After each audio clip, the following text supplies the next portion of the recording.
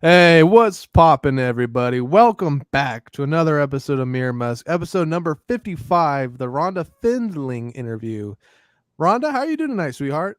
I'm doing fine, thank you. I'm very excited to be on your show. Thank you, thank you. Jack, want to introduce her to the audience Yeah, properly? so I discovered Rhonda recently in a weird turn of circumstances, but Rhonda is an author, a rapper, a psychologist, Therapist. therapist, Okay, good, yeah. and is an expert on male and female relationships, right? Mostly more about detaching from unhealthy relationships, not about Okay. like how to fall in love, Right. but more the other way around, how to detach, like how to know somebody's not healthy for you and then how to get out of the situation. Don't be talking to your exes. Exactly. That's why my book, Don't Text That Man. I mean, well, the first book, Don't Call That Man. Right. Yeah, Um, and then you have the newest book is the cock block, don't cock block, No, right? that's actually an old book, but I don't have it on my website because the most of my readers and people who follow me are women. So it's fun. I was talking about my website person today. I said, should I just give in and put that book on my website already? And I decided still not to because some of the women may get a little intimate. It's like my other books are very, like Don't Call That Man and When He Runs from Love. And all of a sudden you'd see How to Stop Being Your Own Cock Blocker in the middle of it. So. That's not a new, that's an old book. That's from 2015. Okay, How to Stop Being Your Own Cock Blocker, A Man's Guide to Successfully Relating to Women from Rhonda I Findling. know it's a weird title, but honestly, it's one of the most best written books at pop psychology wise that I did out of all my books.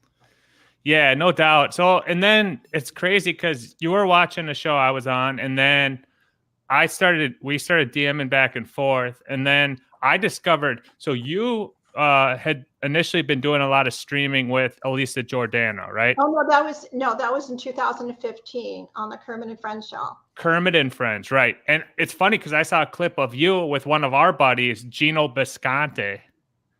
You were on the show, Elisa Giordano's Kermit and Friends, with a guy named Gino Bisconte.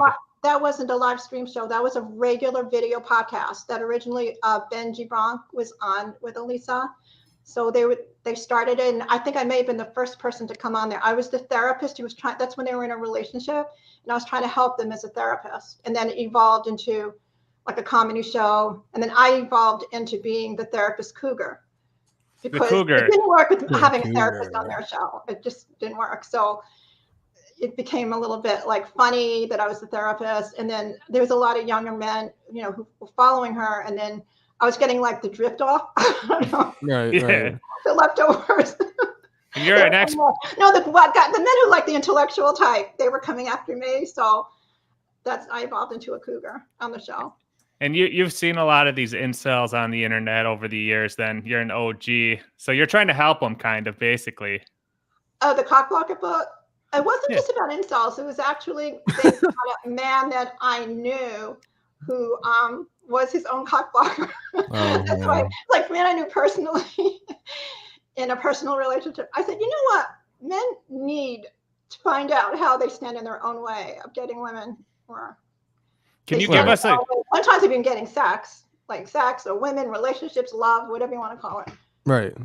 Can you give us like a little bit of advice to because we have a lot of we have like some like super baddies, like chicks that watch our show, but like 80% of them are like lonely dudes. So like, can you give a little bit of advice of like? It's interesting because I was like preparing for the rap. I didn't even prepare. Like I'm really going to talk off the top of my head now.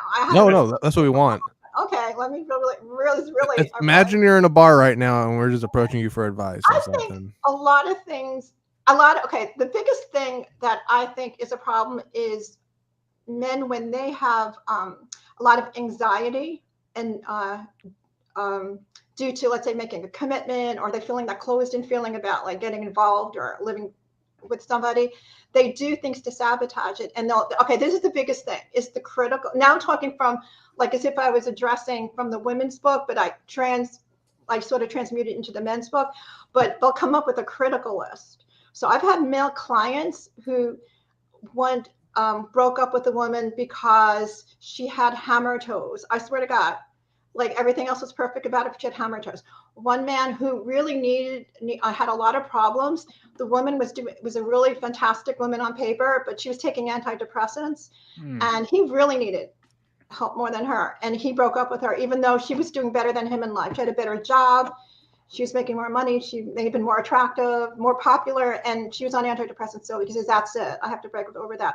Or I knew a guy who broke up with a woman because she couldn't ride a bicycle. I mean, I can go on and on with lists of things that men will make it. I mean, anyway, the reason I'm just saying that, I mean, that's not the only reason. Now, it's not like the biggest problem in the world, but I'm just saying that men sometimes will, think of reasons why they should end a relationship, because sometimes they just really need to check their anxiety and what they're anxious about. And what I'm noticing also, that men need to really talk about it to other people. I think I've noticed that men who do make commitments and get married, if they're struggling with that, if they talk about it to family members, and men who are married or in serious relationships, they can talk them through their anxiety or the critical list, help them be more realistic. Right. No doubt. Yeah. It's funny because you also have been doing this like highly intellectual stuff in your profession, but then also you started getting into the music game a little bit, doing some rap and comedy rap and stuff you're writing, right? So what happened is, I just have to go as far back to around 2006. I went to Paris just for a trip, and I met these people there, and I got into a writers group.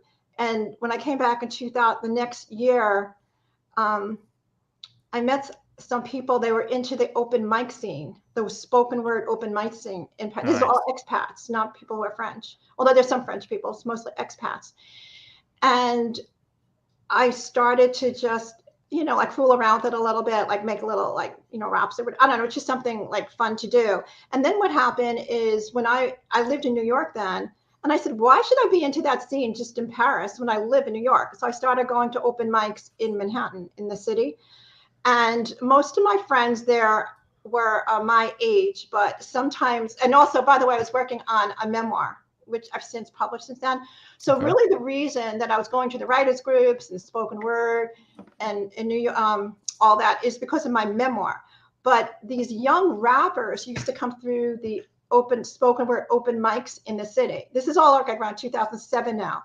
And it was just fun to watch them. And honestly, I wasn't even into rap. And I did have a friend who was a fantastic spoken word artist. She was actually older than me. And I said, you know what? I need to market my new book, Don't Text That Man. I have to do something different. And she said, why don't you write a rap? And she would help me with the rap. Because even though she was older than the usual rappers, she was a spoken word artist. So she taught me how to do it. And I wrote Don't Text That Man.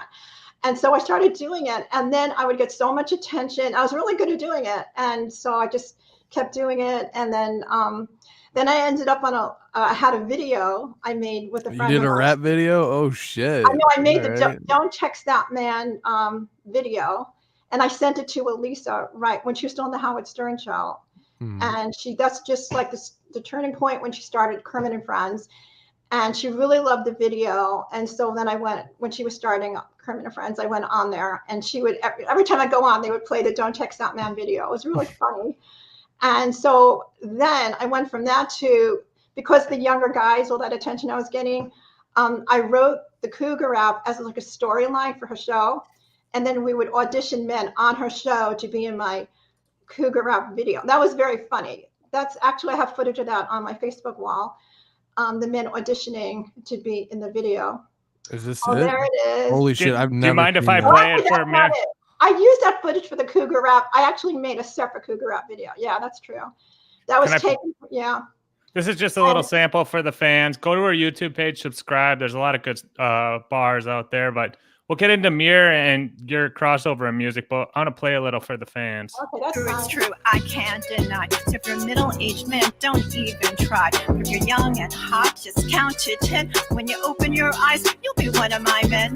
I love young guys, I know it's true. They appreciate my beauty and my wisdom too. They see me as a mother and a crone, I'm sure. For men all love their mamas, it's a universal law. Don't fight the spell that I cast on you. Older women are hot and you know it's true. Don't fight the spell that I cast on you. Older women are hot and you know it's true. When I cast my spell, you'll want me bad. Being with men my age just makes me sad. Stick with me if you want real love. Younger men and me fit like a glove. Age is just a number, or so they say. So text me now and make my day. 10, 20, 30 years. I'm an experienced woman, so have no fear. Don't fight the spell that I cast on you. Older women are hot and you know it's true. Don't fight the spell. Yo, Rhonda, what the fuck? Yo, that That's- shit went that's tough at the end, really. Damn, girl. Holy shit. Now, how much dick did you get from that music video when that shit dropped? What? How much what? No, How never much mind. dick? You had to get some dudes, right? In the DMs, at least. Oh, yes. I did. I have to say, when that, oh, no. You know what? Honestly, wait a minute. I made that video during the pandemic. The kids are watching. That video was actually made. In other words, I have the footage from 2050, like years before that, but I actually put the video. It was very boring during the 2020. pandemic. There was like nothing to do. Yeah. I'm like, I'm gonna make that cougar rap video. Wait a minute. I think also I recorded because I live in Atlanta now, and it's so easy when you live in Atlanta to go to a recording studio. It's like in Atlanta, it's like going out to Starbucks, go over to the recording studio. It's not like it was in New York. In New York, it would be a big deal, but in Atlanta, it's like nothing to go to a good recording studio. And that's what I did. I think everybody had masks on, and I went and I recorded it. I did it over, and then I had an editor. Who's that guy in the video? I didn't honestly. In fact, I think funny you say that because the manager of Patchwork Studios, who's like he knows everything about rap and rappers, Osmond, he thought for sure that video was going to go viral. And, I thought if Osmond thinks that is going to go viral, it's going to go viral. And it didn't go viral at all. Oh, damn. Sorry to say, nothing really happened with it. Just to give you a little taste of what Mir was doing back in the day, can I play Tinder? God. Yeah, bro. I played Tinder. That shit's tough. Yeah, shit's hard. So Mir was in the music game for a while too before we started this show. So Okay, let me see it.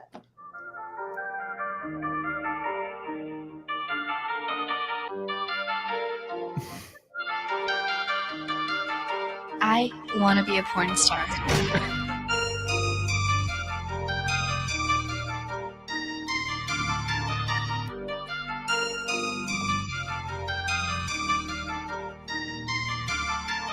Free drugs, bitch, you gon' pop that.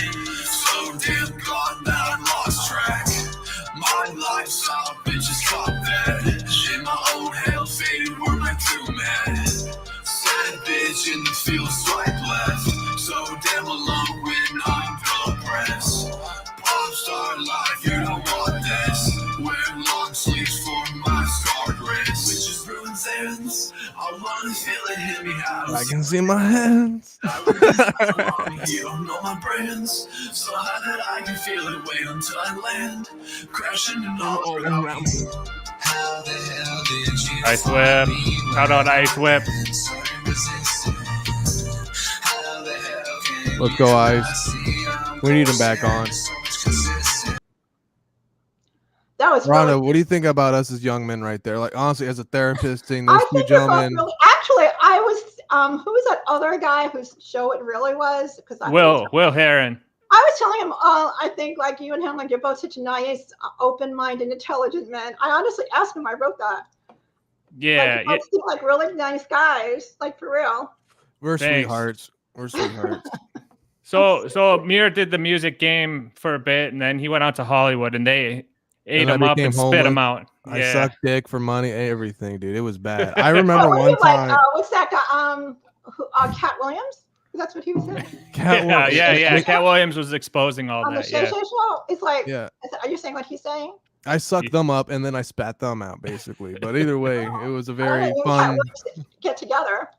We should sometime. I I love don't. that I talk. mean, just that's it. Anyway, And like reveal all this. what? Yeah. Well, no. So okay. So you're doing the music thing out in ATL right now, which is like a mecca for a lot of hip hop and stuff. And then the big news that just came out was the NBA YoungBoy. Oh yeah, that was really. Well, to be really honest, my brother's his lawyer, and that's how I ended up. I didn't really know who he was, and then my brother was representing him, and I was wondering who is this guy, NBA YoungBoy, and I listened to his music, and I love that song, "Love Is Poison," because a woman can sing that, and so that's why I made that. Because so that's your brother, Drew Findling, that power attorney, and he's the attorney for all the rappers, right? Yes, Cardi. Oh, he's a mega G. Lil Baby, Da Baby, all the babies. Offset, yeah. Everybody. That's stank. Yeah. So so that's how you're tied into all the like hottest no, artists. Honestly, I swear to God, I'm not. He's a criminal lawyer, so he can't really connect me with them. I have no connection with any of them. That whole thing that happened with Offset was purely a miracle that came from the other side. My brother did not set that up. Well, this gets a little bit complicated, but in 2017, he wasn't that famous then, Offset. And he was famous, but not the way he is now. I don't even know if he was dating Cardi B then. And he had to call my brother for something, and he was on Skype, and my brother had to go get some papers or something. And I have to admit, it was Thanksgiving. I was like partying a little bit. So I was a little bit like, that was the days of the Cougar Rap days. And right. I saw that my nephew was like holding and I saw, there's this famous rapper. So I told my nephew, let me rap for Offset. And he goes, no, leave him alone. And then my brother saw what was going on. And he said, let her rap for Offset. So I rapped the Cougar Rap for Offset, and he thought it was hysterical. It was really funny. That was 2017. Okay, so it happened during the pandemic. I was going to the dentist. That's why I don't look so good in that video with him. I was like having an anxiety attack. I'm going to the dentist in the pandemic. And I know it's like unbelievable, but there was like a really heavy door to the office building, and I couldn't open the door. So I didn't know it was Offset. I just saw the next person who came along, and I asked him if he could help me open. It was Offset. He helped me open the door. And then we're standing at the elevator, and he recognized me. He said, aren't you Drew's sister? And I'm like, yeah. And I still didn't know it was him. I'm like a fan of Offset. Yeah. And I was just so nervous about the dentist and the pandemic. I couldn't even like focus. It could have been like anybody standing there. I'm like, yeah. And he goes, because I think he knew I was a fan of his. I think he wanted me to know, like, I'm with somebody who I'm a fan of. And he said, I'm Offset. And I was like, oh my God. And it became like hysterical. I was like so like starstruck. And that's how we started doing. And then he heard I have a cover song, and we sing Bodak Yellow. And so my brother found us. He said, why don't you let him hear your little cover song? And so he was listening to it like that. And then he started laughing. And then I started doing it, and then we did the thing together. So, but other than Offset, I really don't meet any of these people. I have really no connection to them through my brother. Your brother never worked with YNW Melly? I'm sure he would use your brother. He what? You know what's going on with YNW Melly right now? No, I don't know about all the different rappers. Oh shit. Okay, yeah. All right. Yeah, never mind. Yeah, he's dead. But anyway, go ahead. So I'll just do a quick little sample of this, but you covered it. If you wanted to, these expensive, these is red bottoms, these is This is Rhonda. Holy shit! All right. I can get them both. I don't want to choose, and I'm quick kind of man off, so don't People get love it. comfortable. Look, I don't dance now. I make money. Just a little sample for the people. So incredible stuff. So you found a little passion. I know that's the only rap song I really sing that I'm really good at. I didn't write.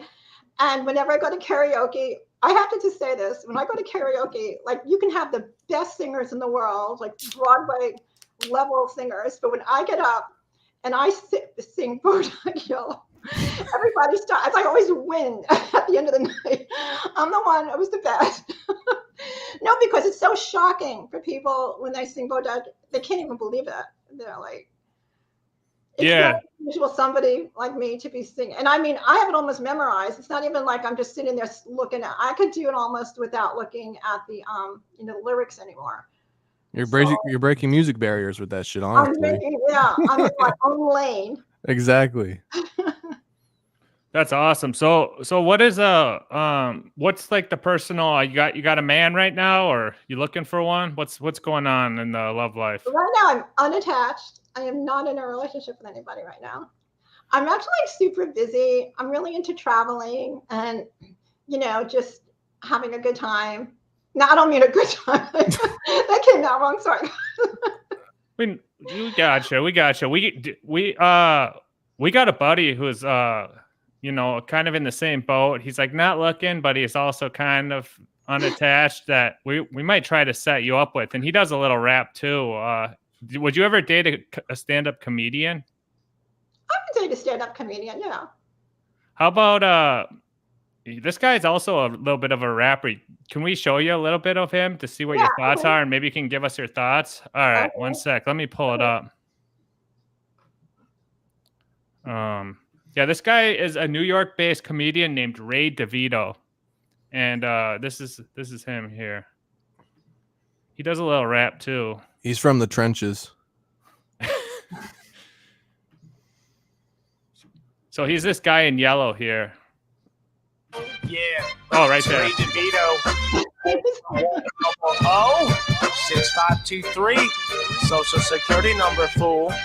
I got overactive sweat glands. I'll deal with stuff. I got a tattoo once. That shit slid right off. And on my face, I got a big fat chin with a cleft in the middle like Peter Griffin. And my girl, I wish she had bigger breasts. I'd rather deal with those and her emotional messes. Bipolar? Is she? First impressions. He's a good rapper. I'm really serious. Hey, Ray, score He's one right super there. good. Good rapper. He does it with, he has that rapping swag thing. What do you think of his look? Oh, I think he's a good-looking guy. I think I'm a little bit too old for him. Well, this video is from like 10 years ago, so he's actually in his I think he's in his late 40s or early 50s. Okay. Yeah, This is like 10 years I'm ago. open, but he's in New York. I really don't.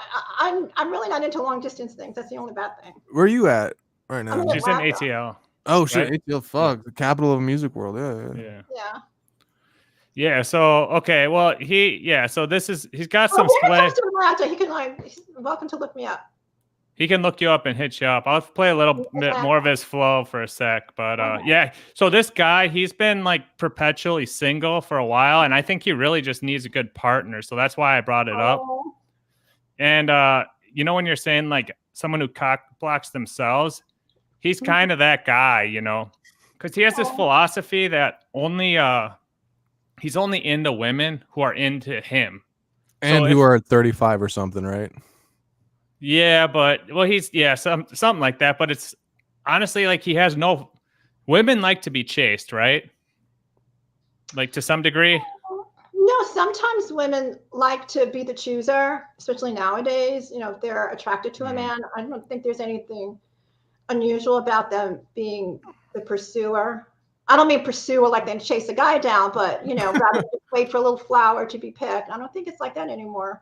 Right.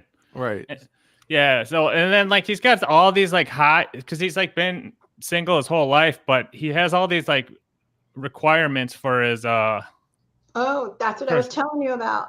Yeah.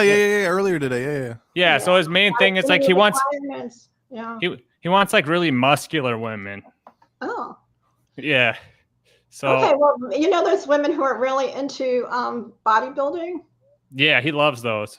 Yeah. So he has a type. He has a type for sure, but I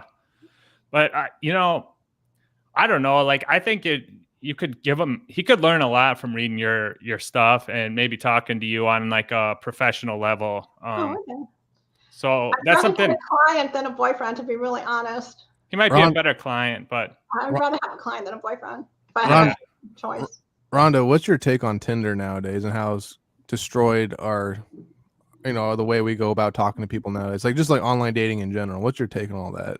But I know The hookup culture. I've actually known people who have met each other and got married off of Tinder. So it works sometimes, but Small minority. yeah, that's true. I don't know. I mean, it's like everything. It's like the social media. It's like everything is. I can't remember his name. Is it Galloway? He's on my. He's actually on my Twitter. But like there, all these people are saying now. It's like people actually. That's what they're saying, that men are better off if they try to be like the way they used to be, like more aggressive and try to go to things in person.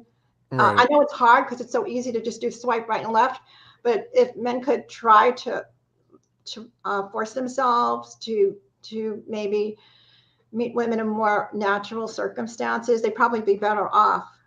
I know it's like so natural not to do it, but you have to force yourself. Right. Yeah. What are some of the traits that women look for in men in today's era most? Because it seems like with the internet, like the flex culture was big a couple years ago. So women, it was all played up that women like men that have a lot of money, maybe, or like have, I don't know, status. Lambos.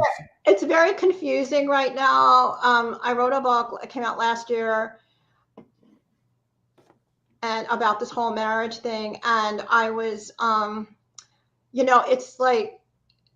it's like some women are looking for somebody who has money, but then a lot of women are not looking for that now. Like some women just want a companion, they just want like a partner, and they don't care if they make, because a lot of women are making more money than men now. Not a lot, but I just mean it's starting to, shift. So like if all the women were sitting around waiting for men like years ago who make more money, they may never be with anybody. So if they want to have a partner, they have to be more flexible about that old standard. The standard has changed. Like everything is changing now.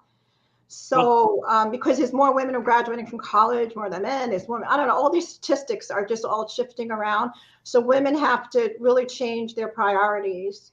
It's really up for grabs. It's really hard to say. Like, do you remember when the rules was, no, now I'm showing my age, but when my book came out, Don't Call That Man, the rules came out, and, there were these certain rules you had to follow, and it was very old fashioned, like the women should play more hard to get, but that was around 2000, and we're in 2024, and it's all shifting around now. So I think it's up for grabs now. I just think that everybody should just be looking for somebody they feel an attraction to, and it's not a toxic relationship. I think the big deal now is if you think a relationship is unhealthy, I'm not saying like the picky stuff, like, oh, he does, she has, she's not the exact type, doesn't have muscles, I don't know, whatever. I'm not trying to be sarcastic, but I'm not talking about the superficial things. I mean, like you have to get along. If there's too much aggravation and toxicity, like just get rid of it. But I think that everybody has to start shifting, being more open-minded now, because everything is just changing. I agree. And you're right with that. The corporate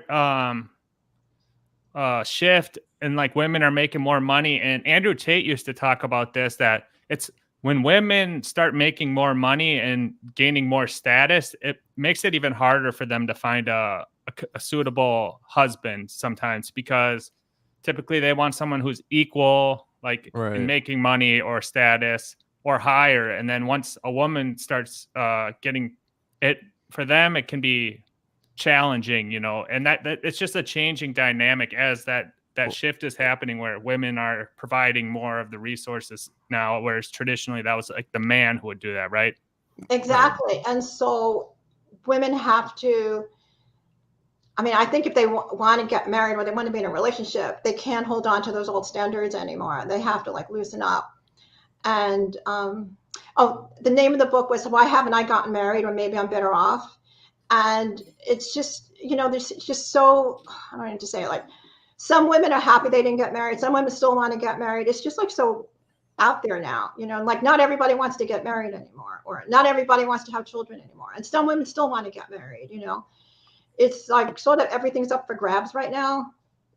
Now with the smartphone era, and everyone has so many options and all the information, everything's happening, it's being documented, and do you feel like there's an increase in toxicity in relationships because of this? Yeah, you have to be like really careful now. The whole thing with pictures and everything. I mean, and also there's so many crazy things that happen now. I mean, you have to, like you can't.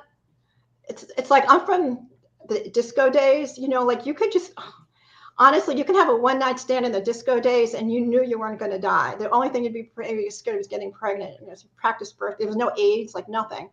And like Right. I know that's when the movie Looking for Mr. Goodbar came out, so I don't know if I should really say that, but most likely you were not going to die if you just like hooked up with somebody, But nowadays I'd be terrified, and even drugs was different then. Like you didn't have to worry you're going to die of fentanyl, like overdose if you just. Right. It's like Right. everything was just normal. Now it's like I'm telling you, if I was like your age nowadays, I would never take any drug. I'd be terrified of dying because you don't know what's in anything. It just wasn't like that then. So I guess what I'm saying is everything is so like different now. It's like you have to be so paranoid. It is really hard, to try to have a normal relationship and date and try to be open to people and not be paranoid and be vulnerable at the same time. It's much more challenging. But Now, as an expert, that same guy we showed you earlier, can you assess this clip I'm going to show you? Because this is him going through a relationship, and I want to get your take on it, on what your thoughts are. It's a 4-minute video, so we're going to sit and watch it. I can pause it too throughout, but I'd really enjoy your take on this because this is this kind of shows like a lot, and then you'll have a good take on it because yeah, it shows what people are going through these days. What's going on? Rock Bottom Podcast. What's up? I got the lovely Ari Jane here with me. How are you, my dear? If this is so that woman, that was the guy who was rapping earlier, Ray DeVito, and that woman was the woman of his dreams who didn't reciprocate to him. Oh, can I see that again? Yeah. So this is the Oh, woman. you're still showing it. You're still showing it. Okay, got it. Yeah, so this is it would be an idealized woman, like he's idealized. Yeah, and this is July 26, 2023 is the date up there. You just can't see it because the title's up there. Okay. But he had fallen in love with her, but she was kind of more of like a best friend. So it played out over time, but we're going to watch it to see how he reacts to her. What's up? I got the lovely Ari Jane here with me. How are you, my dear? If this is a real thing with fucking Ari Jane, let's get real. If that's a real thing, that fucking cunt used the fuck out of me. That fucking attention-seeking whore. Well, I love you, my dear. In whatever regards you let me love you, I love you. So what's happening here is it's on the top. You can see the dates flashing back to like how he was and then how he's become with her. And it is a trigger warning for some language, but I just want you to really take it all in because you get this is like a condensed version of a 2-hour documentary about between the two of them. And who made the documentary?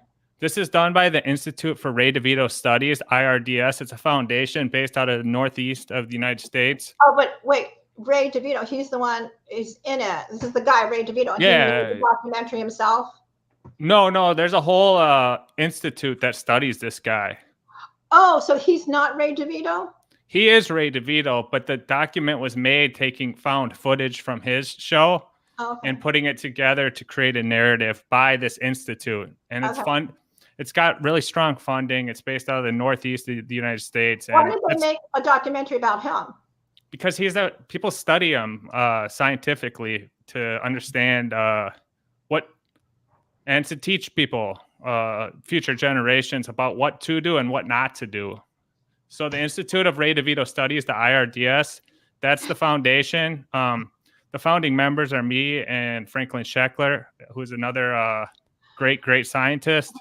And we have about a staff of about 20 to 30, 20 full-time and then 10 part-time helpers that create documentaries studying the happenings of this man. So let's just get through this, and as you'll see, it'll jump back in time. So that's why you'll see the sporadic behavior jumping from then to now, basically. And that sounded weird as fuck, but whatever regards, I don't give a shit. I think you're fucking amazing. Want to talk about fucking Ari Jane? She showed up to my fucking work event. She inflated herself. I think I'm gonna go to WATP in Detroit. First, she was like, "Hey, I'm gonna come to Detroit. I'm coming to Detroit. I'm getting my own fucking room." What the fuck? I think it's rude as hell of you to ask this. Here comes your content. Ask me on your podcast, really? She fucking invited herself to my fucking work event, which is fine. I was fine that she fucking did that. All right, I was fine that she fucking invited herself to. I had no problem with her inviting herself to my fucking thing. I sold out WATP, and I'm just going as a guest, not even on the show. It's sold out. She wanted to stay at the bar. She could have stayed at the bar. Yeah, there's a reason why she's been married 3 times, and not one of those marriages has lasted longer than fucking 6 weeks. If Ray got married, he'd learn to shut the fuck up, and he'd be fucking. I wouldn't marry Ray. You see the fucking common denominator there? Who is it? That fucking gap-toothed fucking bitch. That's who's the fucking common denominator. Ray seems to have I know that guy. a real like for you. Do you think? Yeah, that's Reverend Bob Levy from Howard Stern. He's an OG. Yeah, he's one of our buddies. And he's I did a show with Ari for a while too. She's my buddy and Bob's our buddy, and this Ray guy is he's a buddy too, but yeah, he's a good friend. But this is his reaction to basically her not willing to fuck him. Well, that and yeah, basically that. I didn't want to use vulgar language, but we'll continue this to what do you think so far of this? Well, it sounds like she's one-sided, and he has all this rage and anger towards her that she's not returning his feelings. Right, but okay, let's keep going. Let's see. Yeah. I'm wondering why she's still like involved in this. Like why is she That is true. Yeah. Well, so she had actually herself up to be analyzed. She had actually withdrawn. So if you look at the dates up here, this freak out from Mr. DeVito happened like months and months later from the dates that this early. So it's going back and forth in time. It's kind of a time lapse of events. But yeah, he did the freak out months and months after she had actually withdrawn herself from the situation completely and cut off all communication. So this is like good for her. Yeah, she did the right thing, I think. So we'll keep watching. By the way, that's one way to be your own cock blocker is keep pursuing somebody who's not interested in you. You'll definitely never have sex. There you go. Good advice. You could date. If he asked you out, would you? No. She had a thing for me. She was the one that was like fucking chasing me around or whatever. I didn't really show much interest. She kept showing interest. I was like, all right, let's see what's up. It's like he makes excuses. What the hell can you turn? How can you? It's because you know what I mean? he knows. It's because he knows that I'm not gonna jump on it. Get out of here. You invited yourself to my fucking event, and then you're gonna fucking manipulate me, tell me what I'm gonna do and what I can't do. Get out. What? Get out of here. Fucking kick rocks. With a beer in hand. Yeah, you don't fucking invite yourself to someone's work event and then think that everything that they do, you're in charge of. You're not my girlfriend. You're not my fucking wife. Hey, Chow DeVito, is it true you won't let this Air girl go on anyone else's podcast unless you're on it too? Yeah, or you approve it beforehand? Let's discuss. Yeah, I would. What do you call it? I do not. You fucking attention grabbing whore. I get it. That's who you are. That's what you're about. You fucking want fucking attention. I was a little annoyed because like I'm not here to play sleepover with a friend of mine. I was like, this is stupid. So I was done with her. I was like, I'm done with her. All right. Like how the internet tries to get you with Ray. Oh my God, that's just ridiculous. Honestly, at this point, it's absurd. Even him, he's being absurd. He's being absolutely. Did they? When he said he didn't want to play sleepover, did she have him sleep over and they were just like sleeping, but not like intimate? Okay, yeah, that happened many years ago. But then the context that he's talking about was this quote unquote work event. So he dragged her, basically invited her to this like live podcast show, and then he told her like, "Oh no, you don't need to get a hotel room. I've got a hotel room with 2 beds and all this stuff." And like basically is like, "Yeah, you can stay with me." and then it was like one bed and all this type of stuff. So he was like trying to. That's like why it's jumping back and forth, and he's talking about his work event. So it's like this event that happened, and he did like a lot of bait and switch when it came to this whole thing. And in retrospect, he's just gaslighting. He's saying like she invited herself. It was his work event, which he was just a guest there. He wasn't even working, and it became a whole different thing in his mind. And the funny thing is, all this is documented. So that's why it's like showing his blatant like lies versus what actually happened, what he said back then to what he says now. So that's why it's kind of like the irony of it, of the gaslighting. So, well, I have to say that I used to run a women's group after Don't Call That Man came out in the city. And it used to drive me crazy when sometimes there would be women in my group and they would be like her in terms of they really weren't attracted to a man. They would have him stay over, like a sleepover. And I'd say, well, if you didn't want to have sex with him, like, why would you have him sleep over? And they said, no is no, like, I don't know. Maybe from my era, like, you don't do that. In my era, I tend to agree. If you either have sex with a man and he sleeps over, or you don't have, or you tell him to kick rocks. It's like very simplistic. So I didn't understand women who were younger with this sleepover nonsense. So it's very, I mean, even though, I'll talk to men about how maybe they do things that sabotage themselves, and women do this, I have to tell you, it does get on my nerves. I tend to agree. This was like a kind of off-site thing because Ray's actually, he doesn't have a place of his own. He kind of just sleeps on other people's places. So he's kind of like without a home, whatever you want to call it. But yeah, so this was actually at a hotel that someone else actually had paid for. So it was like a weird turn of events that kind of led them down this road. So guys, I have to get some water. Can I hear it at the same time? I'm going to turn the camera off for a second, okay? Yeah. I'll just keep playing it. I can hear it. I have to get some water. All right, sweet. I can't be more straightforward. I think I've been very straightforward. People are like, quit leading him on. Like, what's leading him on, assholes? He's hearing what he wants to hear. Like, stop it. I didn't kiss her. She didn't kiss me in Detroit or anything. It's like a fucking handshake. That was it. There was nothing. That's why that whole thing is like what? Nothing. I'm like, I'm an adult. I'm not here to fucking play like we're not sophomores in high school. It's not like, all right, let's just like hug and like kiss each other on the cheek and like, it's like, whatever. There's a reason why everyone you fucking marry leaves you within like 3 days where they're like, peace out. I want nothing to fucking do with you. Like, stop it. Go grow up. You go grow up. How about that? You grow up.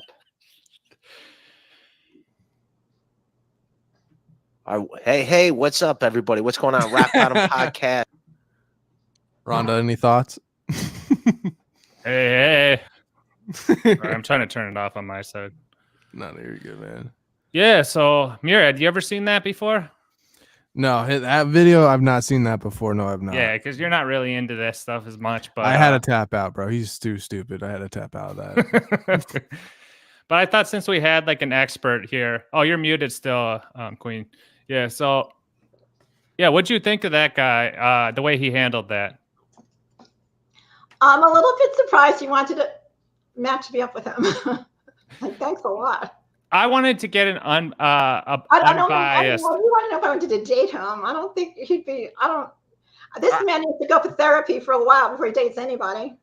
Exactly. No, I didn't actually want to set you up. I just wanted to get an objective take on him if he was a good man. And then since you said I'd rather have him as a client, then I said, okay, let's show. He could be like a super nice guy, but he doesn't sound like he sounds like he has a lot of issues about when he was, he picks somebody who's not reciprocating his interest and he's really pursuing her. It's sort of like this addictive kind of thing where he keeps wanting to go after somebody. There's one chance that he's going to change her around. And it's sort of, do you know what masochistic is when you like to suffer?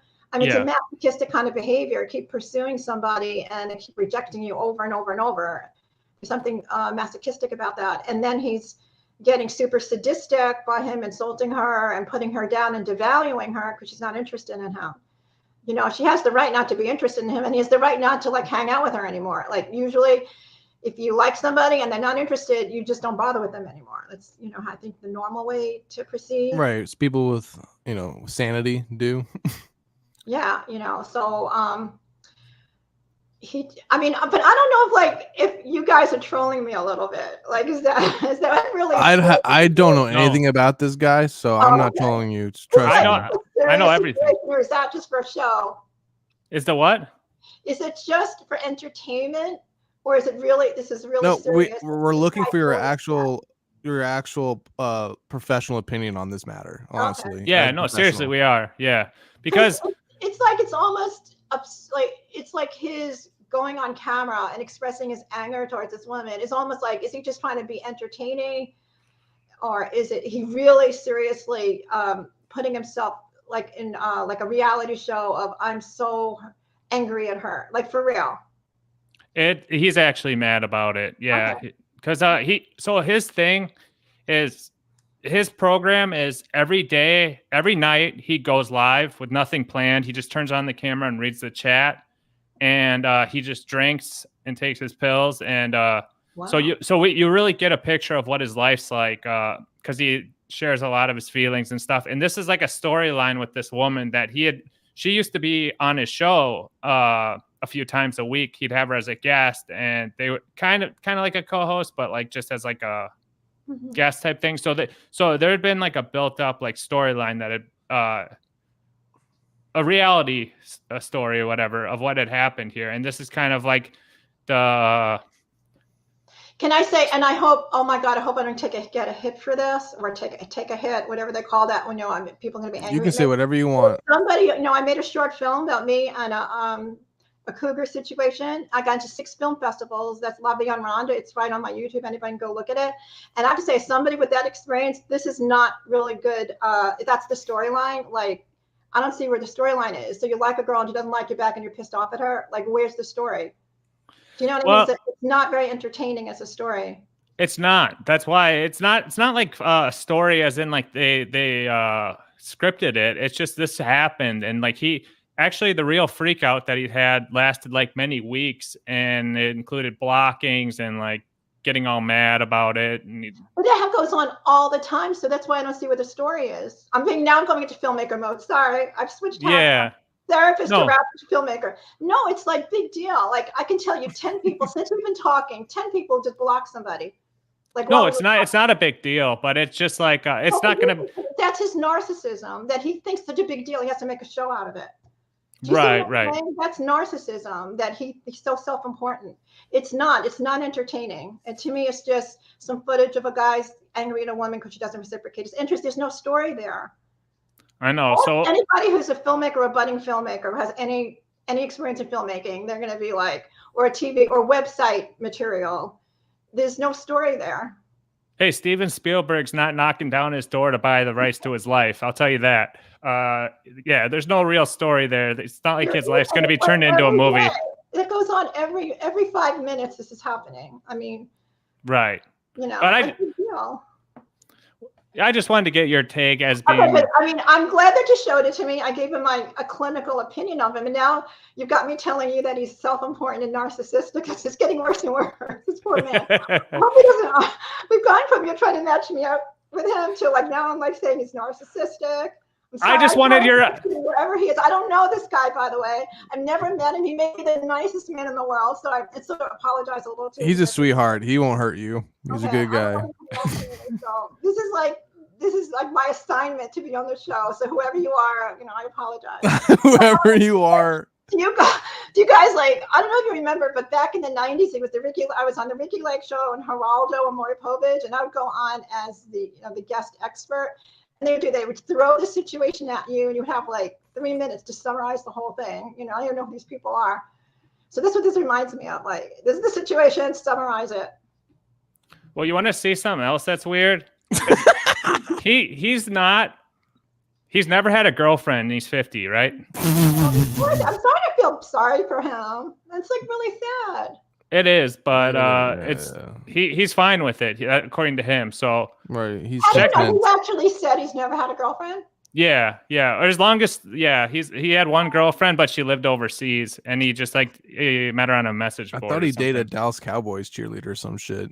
No, that was I'm fake. not doing Oh. that. I hope we're not trolling somebody. I don't want to No. be like trolling somebody who may really have problems. No, Yeah, this so kid doesn't have problems now. No, he's good. He just had a huge stream where he made $250 today. So check this out. This is a guy.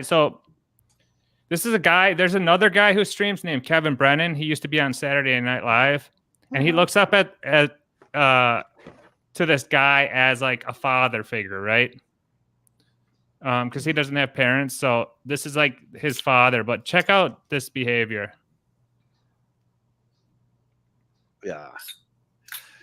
He and I don't know. I think I'm on probation from MLC. Kevin Brennan is mad at me right now. He is mad at me, and I am on a leave of absence. Show me the number. I love Kevin. I love Kevin too. I love Kevin True. Brennan. Yeah, this is it. I love Kevin Brennan. He's like the fucking greatest. Yeah, I love Kevin Brennan. I will always love Kevin Brennan. He's one of the funniest dudes ever. Even if he hates me tomorrow, I always love Kevin Brennan. I love Kevin Brennan, by the way. I love him. I love Kevin Brennan. Are you kidding me? Like, first of all, I love Kevin Brennan. No, I love Kevin Brennan. So I love Kevin Brennan. What does FKB stand for? I have no idea, but I love Kevin Brennan. Kevin Brennan. Oh, Hey, Brennan. now Now, Ray. that's my dude. I love that guy. I fucking love Kevin Brennan. Obviously, I love Brennan. I fucking love Brennan, obviously. Everyone knows that. I love Kevin Brennan, like, because I love Kevin Brennan. And here's the thing, man. I love Kevin Brennan. Obviously, I love Kevin Brennan. He's a good friend of mine. Here's the deal with me, dude. I love Kevin Brennan. So yes, obviously, I'm team Kevin Brennan. Yeah. So this goes on for 17 minutes of him saying that. All right, we'll get off of him, but what are your thoughts on that? Rhonda, what are your thoughts? Well, it sounds like he likes Kevin Brennan. It sounds like he loves them. He loves he loves somebody. But he treats him like dog shit. Kevin Brennan treats him like total dog shit. he But he's does? still- is it Stockholm Yeah. syndrome, do you think? This Kevin Brennan, he treats him terribly? Yeah, he's blocked him from everything. Every day he spends like a half hour talking about how he's the dumbest guy alive, how he can't stand him. Oh God. And he still just sits there going, People I love watch him. this and people watch this. Yeah. Oh, Some so people now- do. Yeah. I can't Like get 1,000 it gets a people. lot of views. This gets a lot of views. Yes. Yeah, about Thousands. 1,000 at a time live. People watch it. Really? Yeah, so I guess this is what our world is coming to. yeah, exactly. So That's all I can say.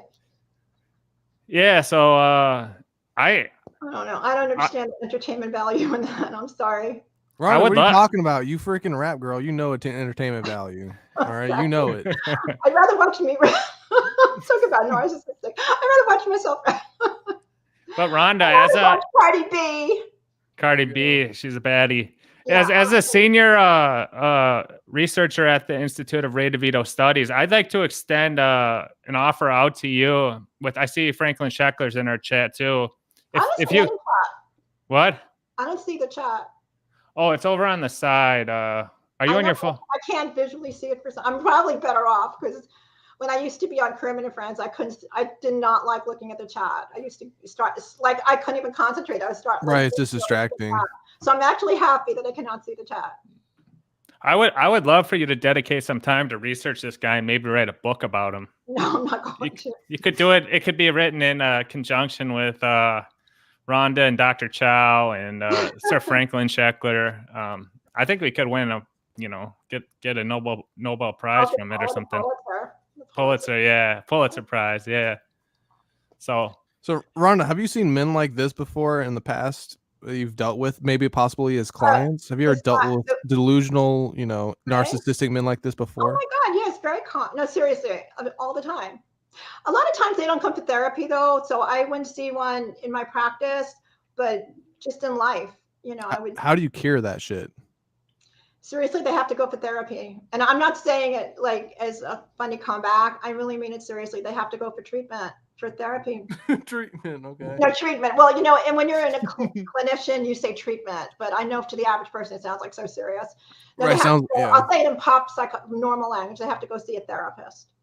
Okay. Would you want to treat Ray DeVito if you could?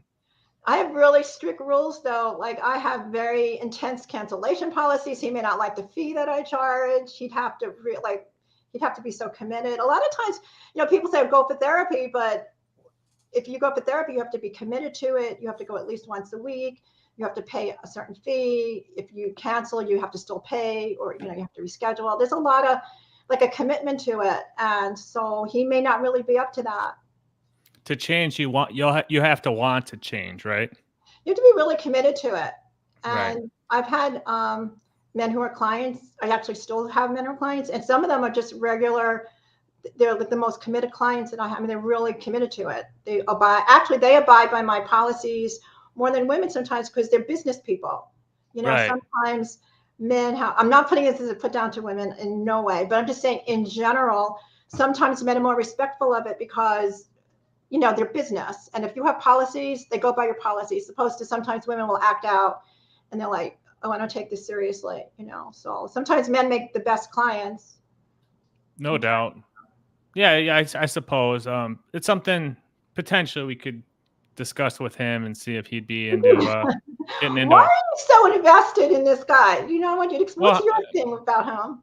We got heavy backers at the Institute, so it's part of my job, you know, to research this guy and help him out, make the best of what he's got left in life. So that's part of the reason I brought him up, and I thought it'd be funny to get for you to see his rap, but then also get your professional take without having to pay you your fees, you know, just get a little freebie out of you. So, but we can get off of him and we can talk about, let's get back to you. What do you got coming over the next, I don't know, year or so? Are you working on anything in particular? Are you trying to get in social media game? What are you doing?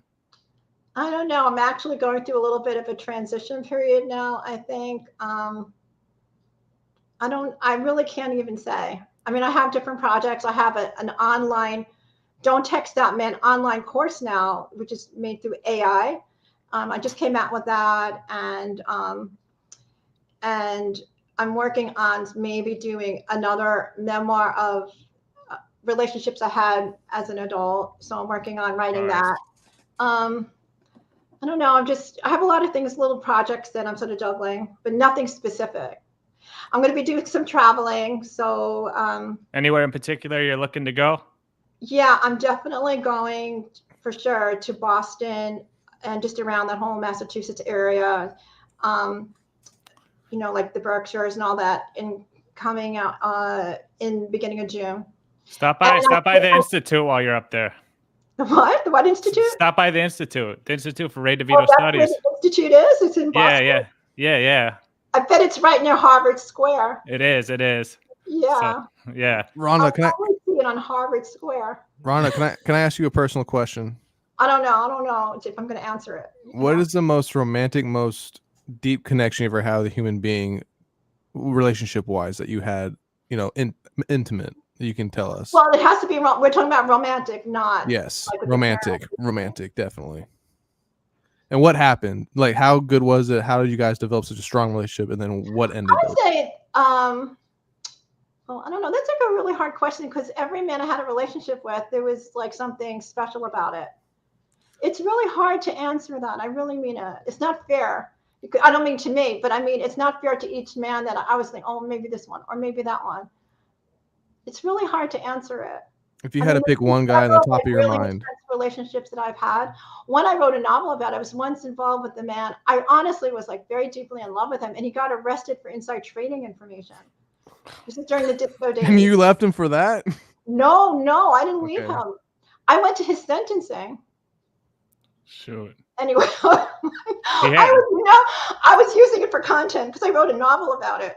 Oh, you know, wow. I'm like the Taylor Damn. Swift. I'm the Taylor Swift of the pop psychology world. Like every man I get involved with turns into content eventually. I really mean it. It's either a novel or a rap or a pop psychology book or. What about your first love? I know you know that. My first love. I actually think I was in love with somebody when I was 11 years old. Okay, no. Hang on. No, not 11. Let's do like first adult love you ever had. I know you remember it too.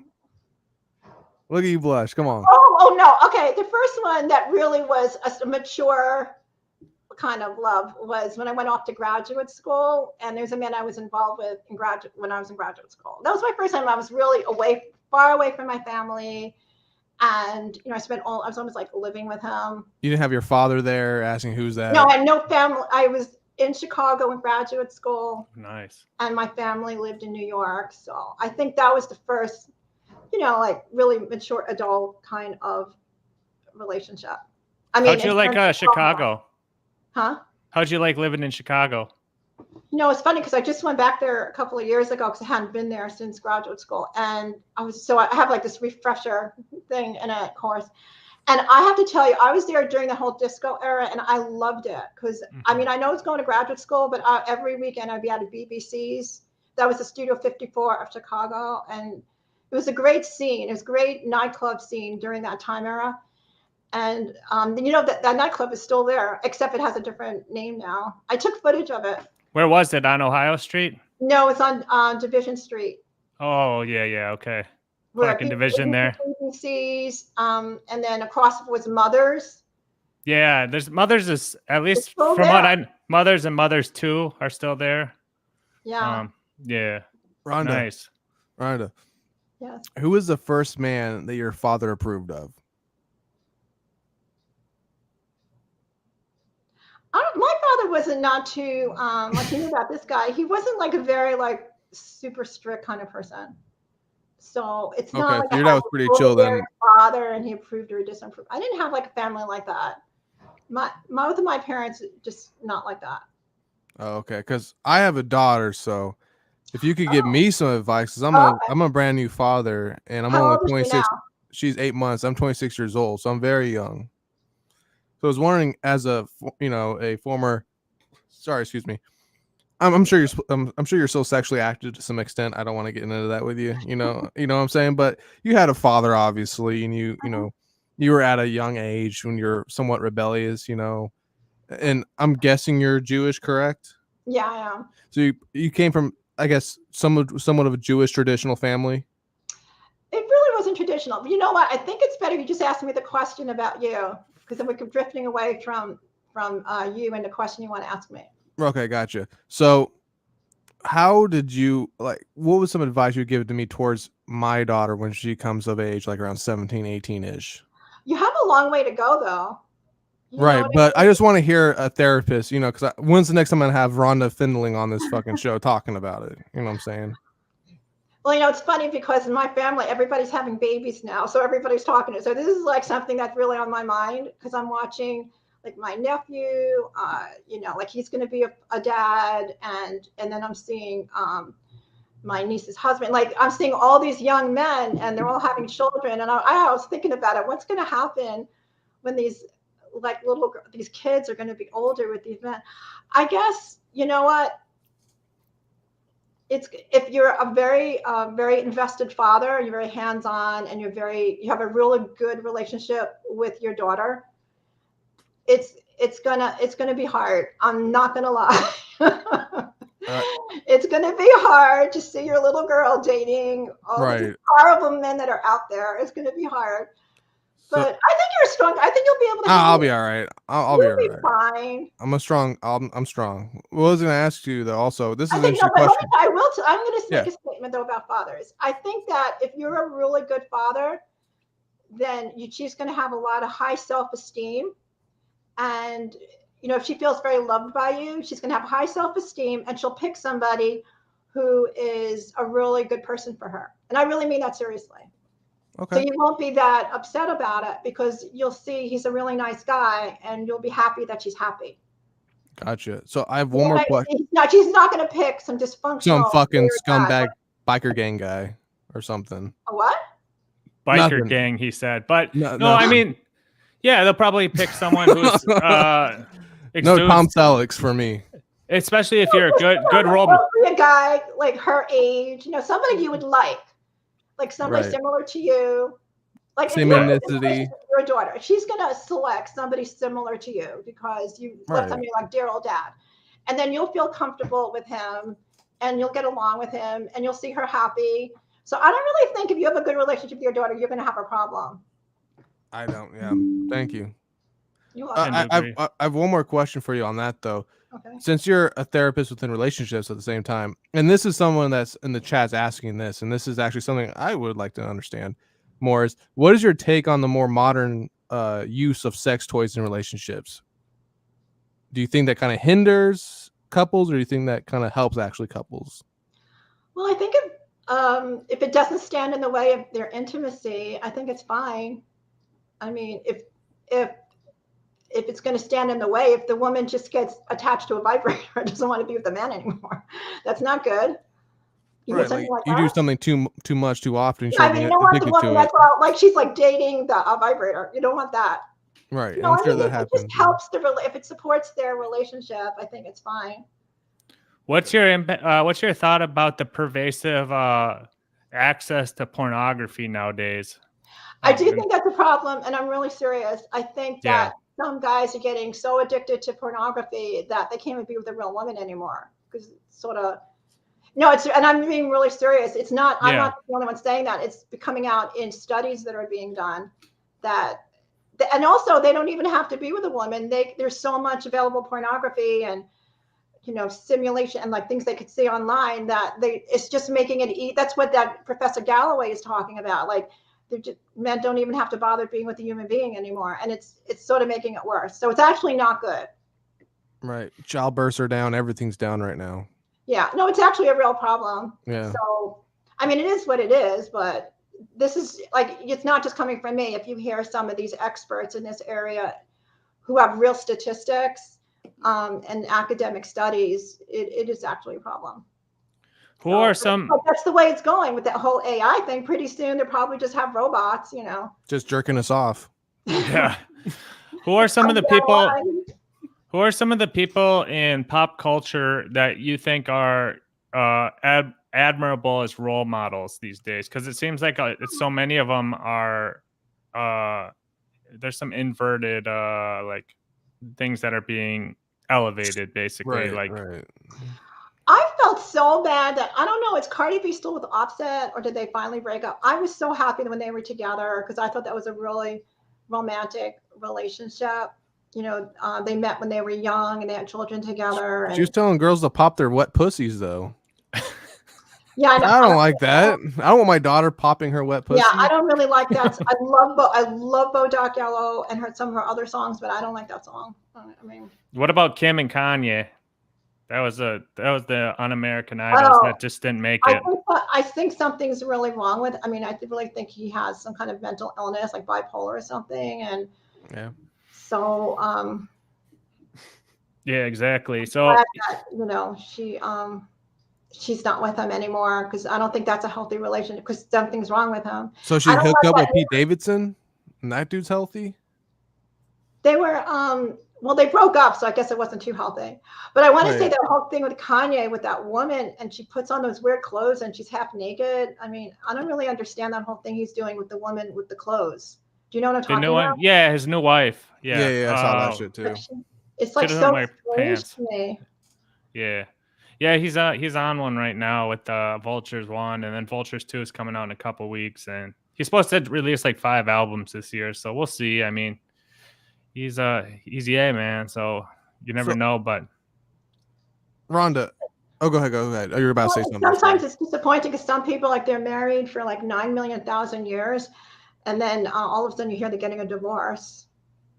So I wonder if was it J-Lo and what's his name, Ben Affleck? I wonder if they'll stay together. Who knows? Because they were together, and then J-Lo was married to A-Rod at some point, right? The baseball player, and then together. Yeah, who knows? That's a wild roundabout thing. Especially, I don't know if any of them even have kids. If she's had kids, does she have kids? Not with him. I mean, she does have children. I think. Did she have children? Oh, yeah. Mark Anthony. Yeah. That singer. No, I got a question.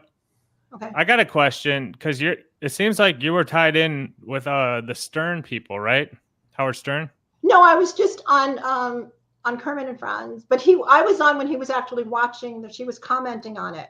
So like he would actually talk about the show on his show when I was on, because that was the very beginning when Benji was on.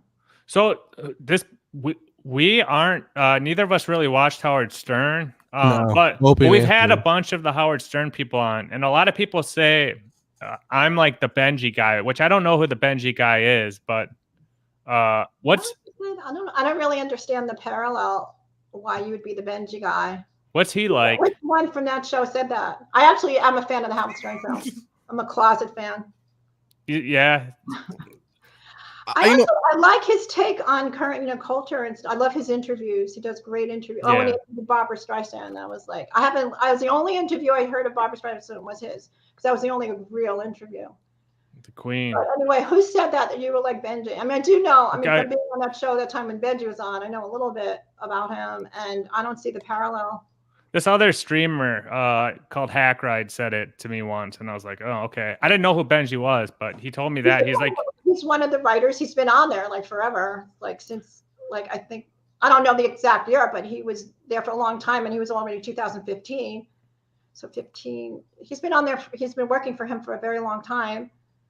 And he's good. One of his major writers. I don't know if he still is, but at that time he was one of his major writers. But he was on the show a lot. He was like a storyline. His relationship with Elisa was a big storyline. So back in the day, around 2014 or 13, that time era, he would be on the show as a storyline.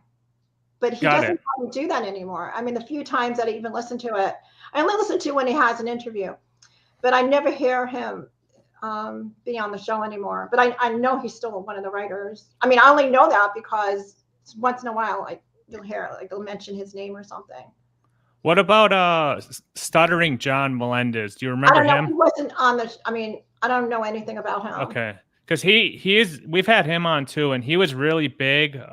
He's really big in this realm of podcasts that we're in, because there's tons of people who he streams every day, like that Ray guy and the Kevin Brennan guy, and all the same people who watch those guys watch Stuttering John, and they go on each other's shows and they fight all day and stuff. So, but he was a big Stern guy back in the day, but he jumped.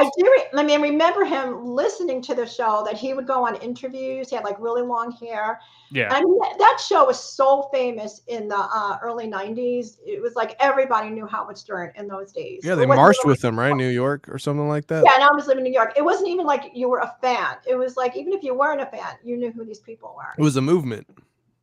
Yeah, it really did change culture. I mean, when we had the lesbian dating, I remember working as a psychologist in the 80s, and I remember one of these guys, another psychologist, and we were driving in the car. It's the first time I think I heard Howard Stern, and this guy, the psychologist guy that we're driving the car, and he put it on. I don't know what he was talking about. He goes, "Oh, this is so funny, the lesbian dating show." I'm like, "What are you even talking about?" And then I was listening to it on the radio with him. So this is like everybody in the 80s was listening to Howard Stern. Right. Yeah. So, but anyway, John Melendez, this Stuttering John, I just remember he would go out on interviews, like major. Yeah. He would ask stupid questions, like almost like unbelievably dumb questions. Yeah, he would go on the street and interview people and catch them with funny questions, and they'd like get a reaction out of them, basically. By the way, one of the favorite memories that I'll always remember about being on Alicia's show, Kermit and Friends, is when I was doing the Cougar rap. Benji went out on the street and was interviewing people what they thought about me as a rapper. That was like a big experience in my life. I saw that video on your page. Or on a short or something. Really great. I mean, it's like, when you're just like, really, I'm not in really that world, and then like he does that. And I had been a Howard Stern fan back in the day, and it was like he was doing that with me. That really was very, very touching. And honestly, I got some good reviews. Rhonda, Yeah. sorry. Go Mir. I got a really deep question for you here, and I just want to get dirty with you for real quick. I want to get I want to get dirty because we had all this fluff, and now I really want to dig deep because you said you were a psychologist to some extent in the 80s. You did some type of psychology. So, what is your take right now on the transgender movement of? I want to be politically correct here, of men and women becoming men, men and women, all that good shit, and then having babies and all that. What is your honest take on that? it's fine if you Because you are a woman, so I want your take on that. Yeah, I was. They say that biologically born a woman, like that's how they're defining now. I was born a woman, and I've not switched genders. I'm still sticking to it. You're a cis woman. You're I'm a cis female. woman. The only thing that bothers me is that whole athletic thing, like, and the whole thing where like, if you switch genders and then you want to compete athletically, I don't think they should do that. I think that there has to be something adjusted where. Right. But you understand what I'm saying. That's the only thing other than that, I really, So as a psychologist, whatever and they as want to do. You want to switch genders, fine. What about the locker room stuff at like Planet Fitness that they're talking about doing? That's huge right now. Yeah, it really is really hard. It's really difficult to say, but difficult. Okay, let me just say I don't understand how that's difficult. I have to be mindful of the women who are born as women to feel safe, so that if somebody comes in and says, I am a man, it's actually born a man, but they say that they're a woman and they just visually look like a man, even though they claim they're a woman, that I think that would bother me. That would feel maybe not safe because, they look exactly like a man. Yeah, so, well, I've noticed safety has to be taken into consideration. It's mostly I'm talking about then the transition from men. No, do your thing. Have fun with that. Like cut your cock off. I don't care. Do it. But my thing is, go ahead. Yeah, go. Well, I've noticed over like the last 5 to 10 years, a lot of bathrooms now are just like the single male female bathrooms. Like they kind of switched all the bathrooms in a lot of places from like men's bathroom, women's bathroom to like just the either or, you can use either one. And it's like most of the time they have a lock. So you go in there and you use it or whatever. But so it doesn't really matter. But it's just like slowly that's kind of happened over the last 10 years. And people have kind of like just come to expect it now. Right. Have you noticed that? In some cities, especially, it's like all of them are more like metro cities, I say. Yeah. I guess so. I just go back to the other thing about women's safety. So it's more the men transitioning to women and going into spaces where the women are, is really, if I'm going to start breaking down, if I have any opinions that are controversial, it's that one little area. The sports. We had MJ Murphy on, and she's very outspoken on that too. Yeah, the LGBT community. Yeah. No, she was into she's very big into the sports thing aspect of it. Yeah, sports bothers me because it's just not fair. It's literally not fair. Right. So I do think that men's bodies are different from women's in terms of being an athlete. So they're not biological women then when they transition. They try to anyway. They don't have ovaries. They don't have any of that shit going on. That's what's happening is like in high schools, like dudes are switching to women and then they're like breaking all the records or like winning swimming races or winning golf tournaments and like stuff like that. And they're like, 6'2", 6'3" dudes. So they have to figure something out. Something has to be figured out. I don't know what it is, but as a psychologist and as a therapist, I guess you agree with this. I don't know. I don't want to put words in your mouth, but when it comes to transgenderism, what we're seeing here right now, do you find it an issue when it comes to men becoming women and women becoming men? They're trying to normalize that within society, the aspect of that they are women now. Do you find that an issue at all? Because as a woman, I want to hear it from your mouth because you're also from, you're from an older time. I know people who are transgender, and if you talk to somebody who's transgender, who's a person, they really believe that they are that they're the other gender. So it's not like, who am I to say you're not the other? It's very judgmental to say something, you're not the other gender. Right. I mean, honestly, this has been going on since the beginning of time. People just don't know about it. Right. Transgender, the whole thing of switching genders has been going on, back now we're normalizing hundreds and hundreds and probably thousands of years. It's just that now it's becoming more like everybody just like do whenever they don't like. Now you just do it, as opposed to years ago you just would like not do it even though you want to do it. But now that you can do it, people are just doing it. So it's not like they just came up with it. It's just now you can just do it. So you don't have an issue with that then? Because okay, you're okay with that. So they are women then. somebody says I'm a woman, Like, they what feel does like it take to they're be a I woman? mean, who am I to say you're not a woman? You know, it's not fair to them for me to say you're not a woman. What's your definition of a woman then? I just want to know that real quick. I'm sure there's different contexts. So in sports, it means one thing to her. In the hospital, when you're or at a OBGYN, it means something else. Right. If you're just at a bar talking to someone, it means something else. So I'm sure there's Let me just say this then. Okay, then maybe this will make you feel better. I think if you're Make me feel better. I just want to know the scientific term of what's a woman. I don't need to feel better about it. I mean, gratify this part of this curiosity about what I think. That's what I mean. Feel better. This is my answer. I think if you're going to transition and say that, you should go through all the surgeries. So make a commitment. It's like we started out with the commitment thing.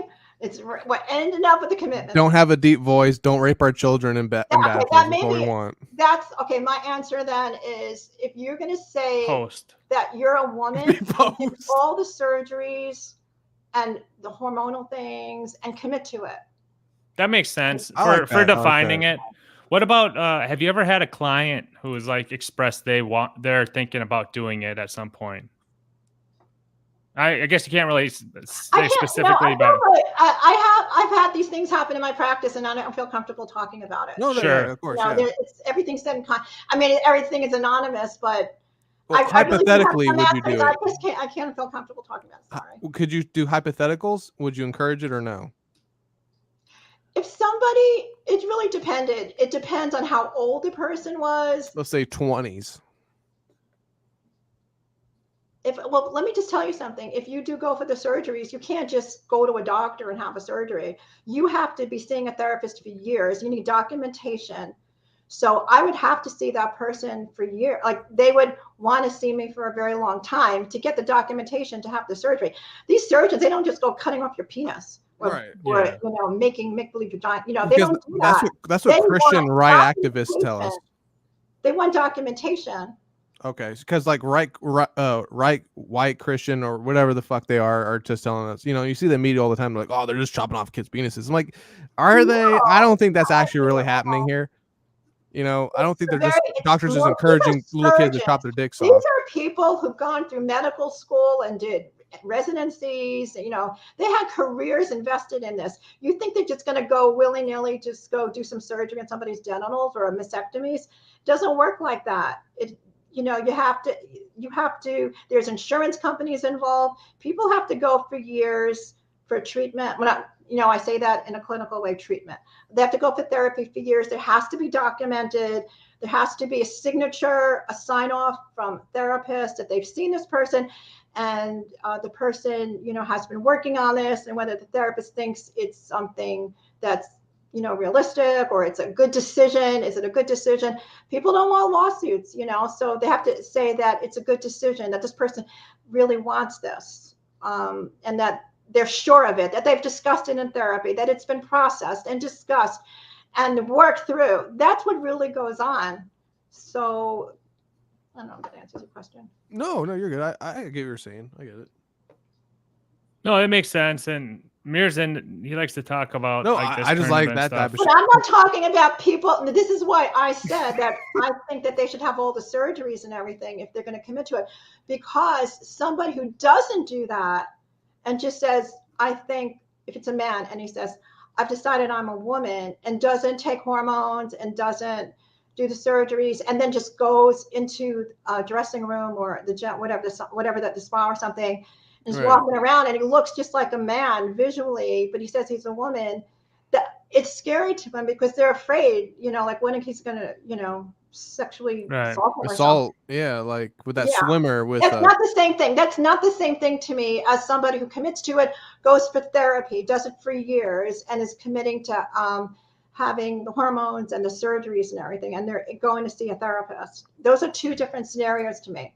And Rhonda, I'm not trying to offend or anything like that, because I'm just trying to understand what's going on, because I'm young and I'm just trying to listen to, you know, you guys talk about it, because I think it's an interesting subject, because I see everyone arguing about it all the fucking time. So I don't mean to like come at you as some like, you know, white chivalrous, you know, right wing faggot or whatever. I'm just trying to. No, I understand. It is very it's sort of a compliment, I was gonna say it's controversial. You know, it's complicated. It's like a complicated controversy, especially now, because there is a certain thing about the women's. There's the women who, the biological women, don't feel safe if somebody looks like a man. You know, the genital of a man, and he comes in there and says, "I'm a woman." It's like it's not fair to the women who are not feeling safe in that situation. That's why it's very like controversial, because what about the women who are in the dressing room or the place or the bathroom where they see somebody who looks like a man? When I say man, I mean he has the genitals of a man. Right, his cock is fucking showing, you know, Yeah, and it, you know. No, I want to get off this because do your thing, I'm Chow. not into any Next of it, segment. but yeah. Do you have I any? need a drink. No, I'm just kidding. There's nothing in there. Here, I'll drink with you, sweetheart. I got you. Rhonda, cheers. Do you have any like routines that you do that prepare you for success, like on a day-to-day basis? Are you in like what are you into, or do you have anything that you can help because you're a very achieved woman, and I want to just say, for me, when I'm going through a trauma, like creativity helps me. I guess like people say, how did you do so many things? A lot of the things I've done was do something was upsetting to me, and I worked it through my creativity. So that always works for me. I have to say that going to karaoke always, I haven't been going for a while. I just had a lot of things have been going on, so I couldn't get there. But karaoke works for me, and going out and singing, having the words in front of me so I don't have to go like search for them in my memory. You know, just, and then it's really good nowadays to see people, not to just stay on the internet and do everything virtual, but to have the contact of other humans. Like that's really important, just to make human contact. Nice. Get out of your room. A latte really helps me. I'm very, very vulnerable to caffeine, probably from the disco days. yeah, no, At least you know there's no phenol in caffeine in a latte. Yeah, exactly. What are you into? Cannabis or anything like that?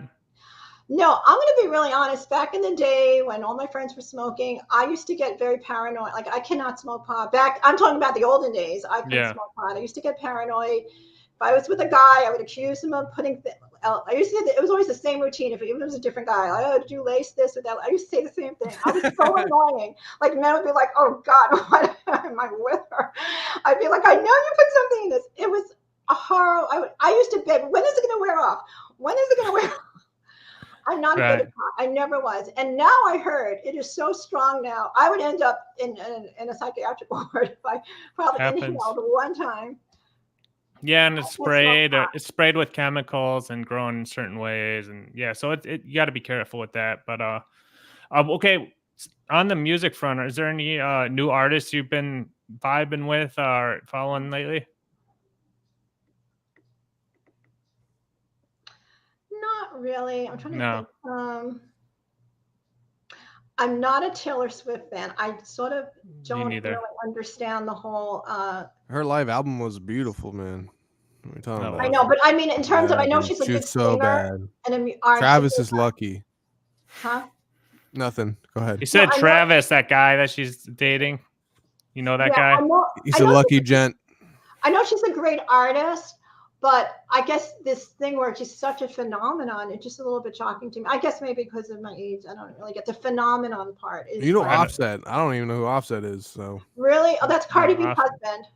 Offset's from Migos. You know Cardi B? He's dank. He's on Kanye's. Yeah, he's dank.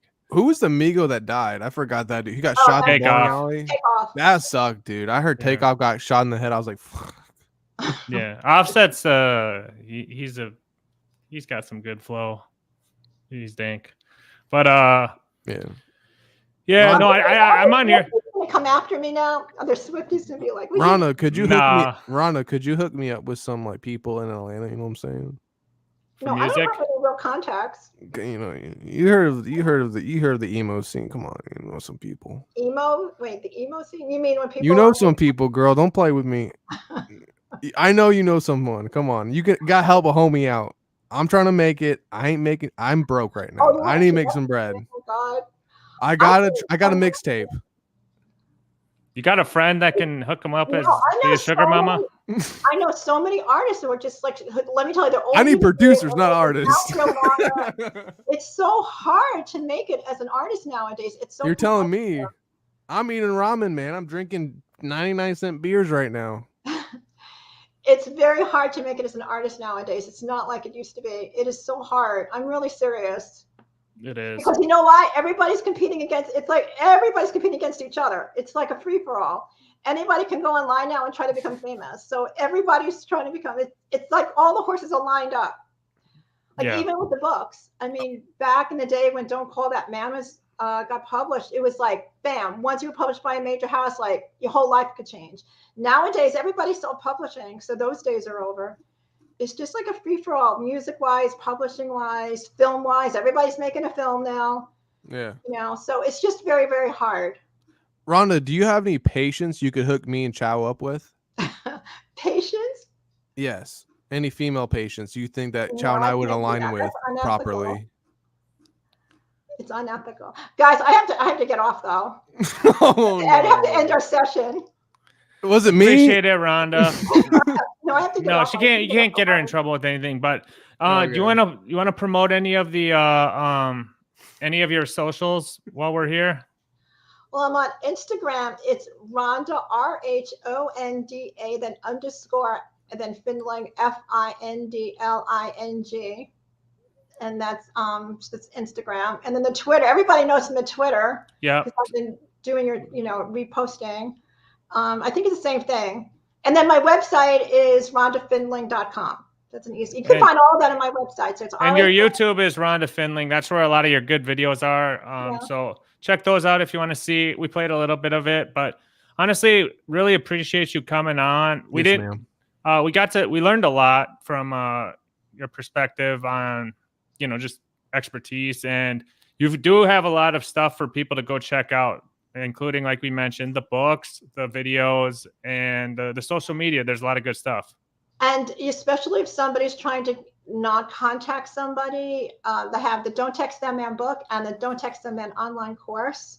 So that guy should really take my course. Try not to contact that girl, the one you were showing me all that footage of. Yes. Yeah, we'll get him signed up for that. And like you said, Rhonda, Ray DeVito needs fucking therapy. That is honestly true. Like he could start off with my books. Of course, the book, the therapy. We'll get them all set up. And no, we truly wish you the best this summer in your travels. And keep in touch. I'll keep in touch with you on Twitter. It was great being on your You're show. beautiful, I really loved Rhonda. it. Thank you so much, Rhonda. Thank you. Have a good night. Good night. Bye bye. There we go, Rhonda Findling. She was amazing. Great guest, Mir, and guess that's the night, man. Till Till next next time, bro. time. Yeah, Yes, peace. sir. Peace.